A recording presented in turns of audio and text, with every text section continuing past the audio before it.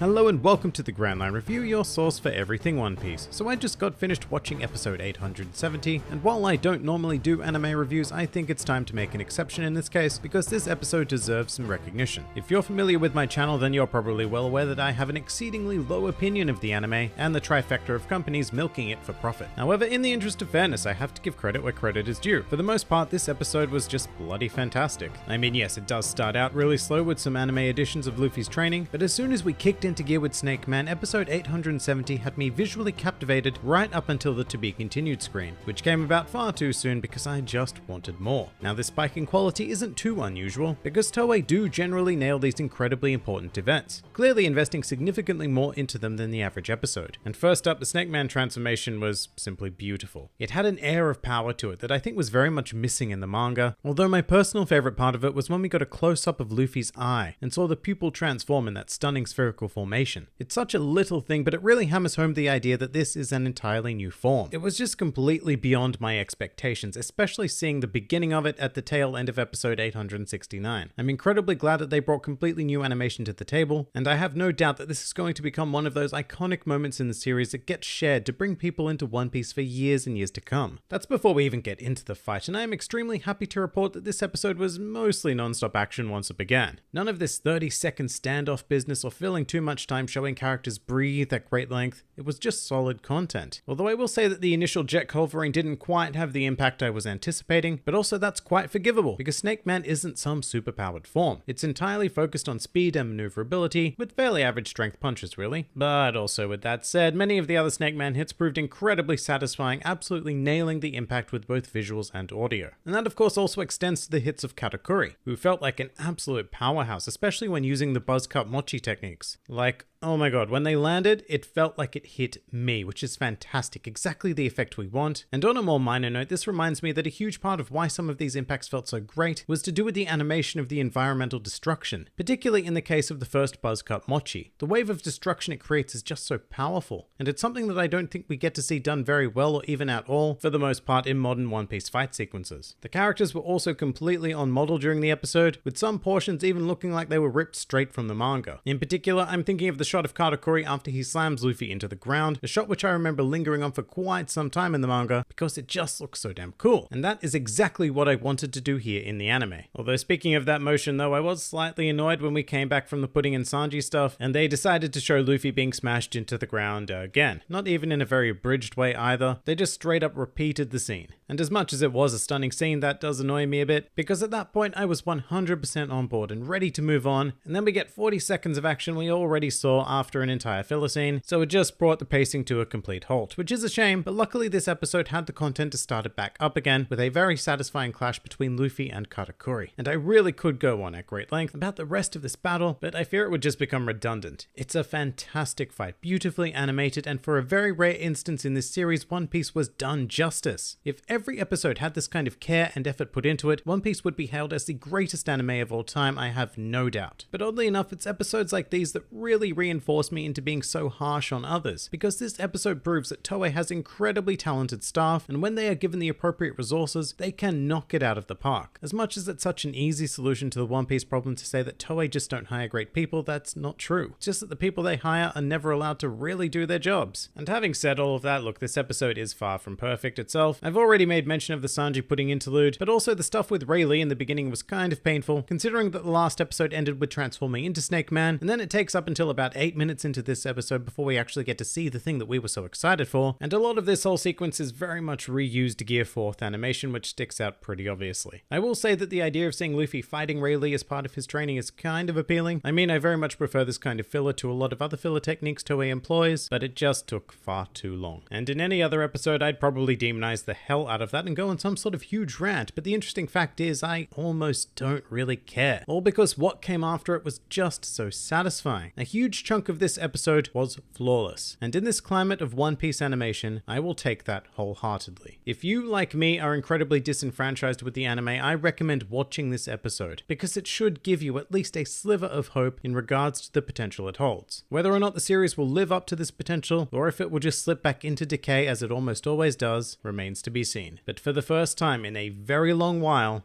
I'm excited to talk about the anime.